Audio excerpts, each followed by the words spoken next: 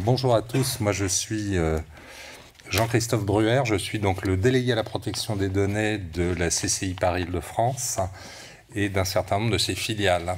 Je vais vous présenter très rapidement ce groupe pour que vous compreniez les problématiques qu'on peut avoir en matière d'identité et puis plus généralement concernant la protection des données personnelles. Le groupe CCI Paris-Île-de-France, c'est d'abord un établissement public administratif composé de chefs d'entreprise élus par leur pairs. Je ne vous donnerai pas le taux de participation cette année qui a été malheureusement très faible. Donc un établissement public administratif dont la mission est schématiquement de rendre des avis au pouvoir public sur les questions relatives au commerce, à l'industrie et aux services, de façon très schématique. À côté de ça, vous avez d'anciens services qui sont des établissements d'enseignement supérieur et qui maintenant sont dotés de la personnalité juridique. Alors en 2017-2018, si je ne dis pas de bêtises, ou 2019, mais bon, c'est déjà le passé, HEC et le SCP, pour les écoles de commerce connues. L'ESSEC est une association, elle a la personnalité juridique, et vous avez une demi-douzaine d'autres établissements qui ont été dotés de la personnalité juridique. Je citerai les deux emblématiques, Gobelin, l'école de l'image, qui fournit Pixar, Disney pour l'animation, et l'école supérieure de cuisine française, Ferrandi, qui a une renommée internationale. Voilà pour la promo. Maintenant, pour parler de choses moins glamour, on a aussi un GIE, groupement d'intérêt économique, qui regroupe l'essentiel des fonctions support. Et puis des filiales un peu plus éloignées au sens elles ont une autonomie plus grande parce que d'abord elles rapportent de l'argent, elles ne coûtent pas d'argent public ou le minimum, mais elles sont plutôt bénéficiaires, sauf ces derniers temps avec la pandémie. C'est le Palais des Congrès, c'est Villepinte, et c'est à plus de 50% le parc des expos de la Porte de Versailles. Voilà le tableau. Donc vous imaginez bien qu'en matière de données personnelles, on a des problématiques multiples. Mon périmètre ne s'étend pas à toutes les filiales, mais à celles qui composaient la structure chambre de commerce à l'origine, c'est-à-dire ces établissements d'enseignement hors HEC, ESCP, et maintenant le GIE et donc l'établissement public administratif. Voilà pour le décor. Alors quelques définitions. Donc je suis content, disais-je, de ne pas être passé en premier parce que j'ai pu découvrir que certaines interrogations que j'avais en préparant cette conférence étaient légitimes. C'est-à-dire l'absence de définition juridique de l'identité numérique et même de l'identité tout court, ça m'a rassuré. Mais j'ai quand même trouvé des définitions qui sont utiles, même si elles sont non juridiques. L'identité, c'est toutes les informations qui vont permettre de marquer l'unicité, l'individualité, soit d'une personne physique, soit d'une personne morale. Alors pour les personnes physiques, traditionnellement, on pense au nom, au prénom, à la filiation, aux dates et lieux de naissance, à la photo de la personne. C'est un élément, une des composantes de notre identité, notre image d'une façon générale, qu'elle soit filmée ou fixe, l'empreinte digitale, l'empreinte génétique et probablement d'autres. Pour les personnes morales, l'identité, ça sera la dénomination sociale, le numéro SIREN, le numéro de TVA intracommunautaire et probablement encore d'autres éléments de définition que je n'ai pas en tête. L'identité, encore une généralité, elle se caractérise par une dimension à la fois juridique, on l'a vu, bien qu'elle ne soit pas définie ou définie en creux, une dimension sociologique et une dimension philosophique. Et sur ces deux derniers points, je prendrai comme exemple l'approche de deux réseaux sociaux. Il y en a un que je ne connaissais pas, c'est 4chan. Vous connaissez sûrement, mais moi non. Et puis, merci. Et puis, évidemment, Facebook rebaptisé Meta. Eh bien, pour 4chan,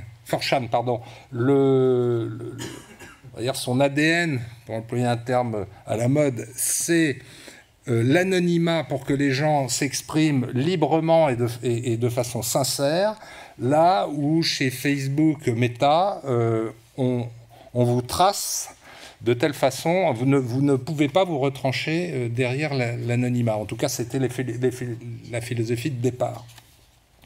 Donc, on voit bien que cette notion d'identité, elle est à la fois multiforme et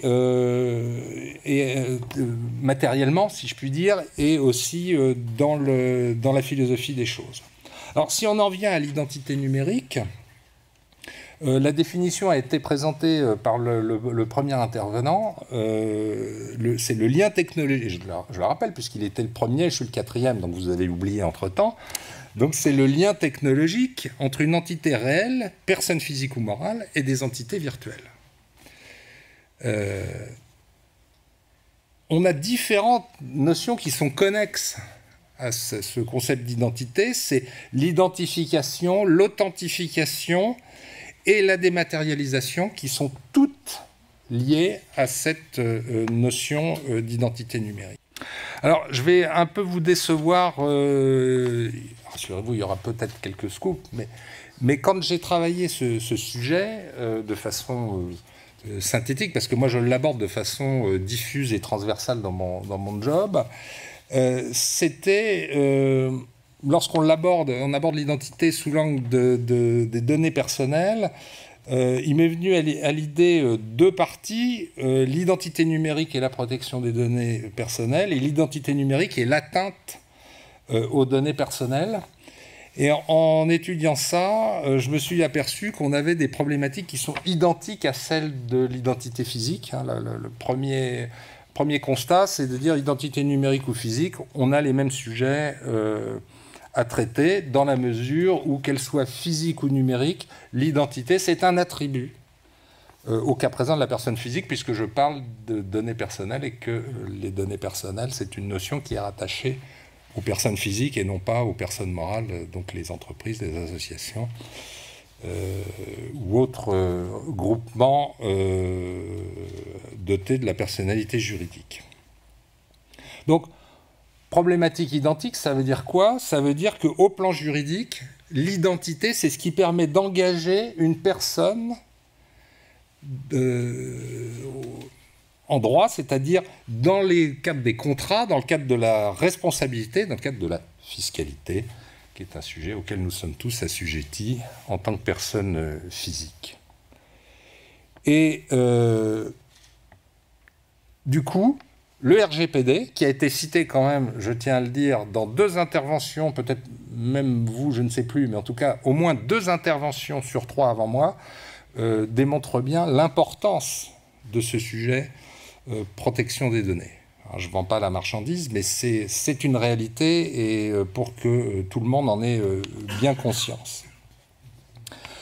Donc, le RGPD, il définit une donnée personnelle comme étant toute information se rapportant à une personne identifiée ou identifiable. Ça veut dire que même les données les techniques, type adresse IP, sont des données personnelles. Et j'avoue que je suis toujours un peu médusé quand des collègues, en toute bonne foi, me disent « Non, mais on ne collecte pas de données, on n'a qu'une adresse mail. » Une adresse mail, si ça, ce n'est pas une donnée personnelle, sauf l'adresse contact de l'entreprise, tout le reste, ça peut sembler surprenant, mais votre nom, prénom, arrobase, l'entreprise est considéré par le RGPD, par la CNIL, pour ce qui est de la doctrine administrative française, comme une donnée personnelle. Dès lors, toutes les dispositions protectrices du RGPD et en France de la loi informatique et liberté, du code des postes et communications électroniques et du code de la consommation s'appliquent à la problématique de l'identité numérique ou pas.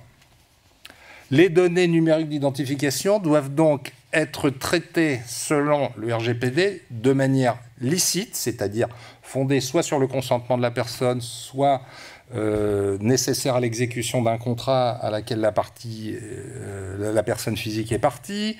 Le traitement doit être nécessaire à la sauvegarde des intérêts vitaux de la personne. On le voit bien en ce moment avec toute la problématique des données de santé.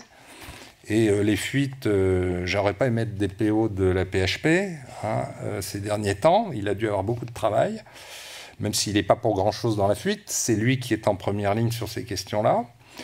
Le traitement, sinon, doit être nécessaire à l'exécution d'une mission d'intérêt public ou relever de l'exercice de l'autorité publique. Ou bien encore, le traitement doit être fondé sur ce qu'on appelle l'intérêt légitime du responsable de traitement.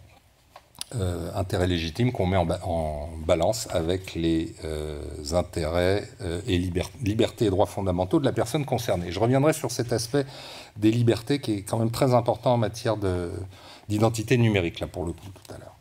Ces données numériques, elles doivent être traitées de manière loyale et transparente au regard de la personne concernée, c'est-à-dire pourquoi faire, combien de temps on les conserve, enfin, les informations, je dirais, de base auxquelles tout un chacun a droit lorsque ces données sont traitées. Donc, les finalités doivent être déterminées, donc c'est le pourquoi. Elles doivent être adéquates, pertinentes et limitées à ce qui est nécessaire. C'est le principe de la minimisation des données. Donc, on ne collecte pas des tonnes de données qui servent à rien. Et c'est pareil en matière d'identité numérique. Elles doivent être exactes et, si nécessaire, tenues à jour et conservées pour une durée nécessaire qui n'excède pas celle qui est nécessaire au regard des finalités qui ont été précédemment définies. Et elles doivent être traitées de façon à garantir une sécurité appropriée. Donc là, on est dans le domaine de la sécurité. Alors, identité, tout ce qui touche à l'identité numérique doit être traité, on l'a vu tout à l'heure dans les différentes interventions, avec la plus extrême rigueur. Donc ça, on est sur... Et puis toute personne physique a le droit d'exercer, bien sûr, les droits prévus par le RGPD et la loi informatique et liberté, sommairement, la suppression quand c'est possible, quand je dis quand c'est possible, quand on a le droit de la demander, la rectification, etc. Donc là, on est sur les généralités. Mais il y a un certain nombre de problématiques qui sont spécifiques à l'identité numérique, en particulier le traçage numérique qui est lié à l'identité numérique doit conduire au renforcement des mesures de sécurité. Donc là, je me fais le promoteur de l'activité des entreprises que vous représentez en matière de cybersécurité, de manière à éviter ce qu'on verra ensuite l'usurpation d'identité qui a été évoquée, mais on verra qu'il y a d'autres possibilités d'utiliser de façon indue une identité numérique ou pas, pour le coup. Et il y a une particularité, je ne développerai pas parce que j'ai découvert moi-même que c'est un gros volet de la loi informatique et liberté, c'est l'identité après la mort, et l'identité numérique après la mort. Ça, c'est un vrai sujet. Si vous avez un élément d'identité numérique, quelqu'un a des codes qui permettent d'utiliser, non mais tout va bien, je maîtrise, j'arrive en avance et je pars avant la fin. Donc, après vous me faites perdre le fil, je perds du temps, j'ai droit à 1 minute de plus.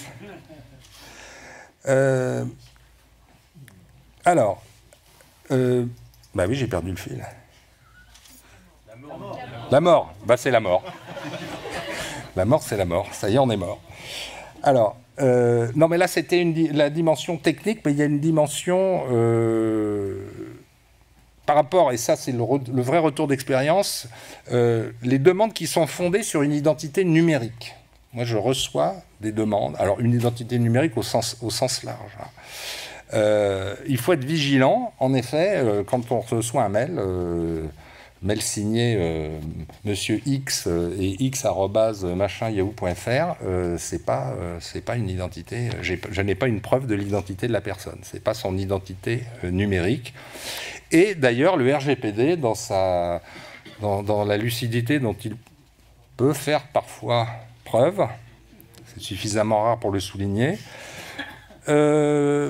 permet de demander des informations supplémentaires quand il y a un doute raisonnable. J'adore ces concepts de droit international totalement flous, qui empruntent au droit anglo-saxon et à son côté parfois un peu naïf, et qui se heurtent au cartésianisme des juristes, en tout cas français, dont je pense faire partie. Doute raisonnable sur l'identité d'une personne, eh bien on a le droit de demander un justificatif d'identité. À noter que je le fais de plus en plus, puisqu'il y a des demandes relatives à l'exercice des droits RGPD, pour les appeler comme ça, qui sont maintenant totalement standardisées. Hi, CC of Paris. I am Michel Durand. I would like you to erase all my personal data. Alors déjà, je commence par lui répondre que, s'adressant à moi en tant que DPO de la CCI Paris-Île-de-France, il doit respecter la loi Toubon de 1994. Toute demande doit être faite en français. C'est inscrit dans le Code des relations publiques du public avec l'administration. Et ça permet de désamorcer... Merci. Eh oui, il fallait y penser. Il faut un esprit un peu tordu, hein, mais moi j'en ai marre des gens qui consomment le droit comme un temps un droit. On consomme un droit lorsqu'il y a une nécessité. Mais là, c'est... Et sur le lot, je peux vous dire, j'en ai eu... Là, c'est assez récent. Hein, j'en ai eu une vingtaine. Sur la vingtaine, il y en a un seul qui a répondu à ma demande de pièce d'identité et aussi de m'expliquer un peu est-ce qu'il était élève d'un établissement d'enseignement, parce qu'on n'a pas les mêmes circuits, ou est-ce que c'est un chef d'entreprise, de manière à identifier, cibler sa demande et pouvoir aller chercher les données là où elles sont. Donc ça c'est un vrai... ça, c'est la nouveauté. Et puis j'ai eu... mais c'est tellement frais que je ne peux pas vous en parler parce que je n'ai pas encore intégré. J'ai été scié. Ah oui, si, c'est ça. C'est une demande qui provient des États-Unis pour... là, c'est autre chose. Je ne fais pas une demande d'exercice de droit, mais c'est au cas où. Au cas où... Comment ça se passe chez vous? Alors là, d'ailleurs, au niveau de la FCDP, on a donc l'Association française des DPO, pris une position informelle, là, un peu entre nous, en disant on ne répond pas à ces choses-là. Voilà. Bon, l'identité, pour finir, en une minute. L'identité numérique et l'atteinte aux données personnelles, eh bien, comme toute donnée, qu'elle soit personnelle ou non, l'identité numérique est exposée à des risques, le vol, le détournement, l'usurpation, l'utilisation des données à l'insu de leur titulaire. Voilà, face à la censure, je ne vous dirai que quelques mots pour finir. La collecte de données personnelles par un moyen déloyal, frauduleux, illicite est sanctionnée. L'usurpation d'identité, l'escroquerie, la contrefaçon et l'usage frauduleux de moyens de paiement. Et en cas de piratage de compte, là, c'est frauduleux à un système de traitement automatisé de données. Voilà le type d'atteinte. Et dans le cas d'un piratage d'un compte de messagerie, l'atteinte au secret des correspondances, dans lesquelles on va trouver aussi des éléments d'identité. Donc en conclusion, j'aurais débordé, mais tant pis pour vous. Comme pour d'autres domaines du numérique, on est passé, de mon point de vue, du Far West à une jungle avec ses lois, et cette jungle est de plus en plus normée. Les normes applicables au monde matériel ayant, pour mémoire, de mon point de vue, toujours trouvé à s'appliquer de près ou de loin au monde numérique, mais maintenant, on a un arsenal juridique qui s'adapte à ce nouveau monde qui n'a de virtuel que le nom, finalement. Je vous remercie.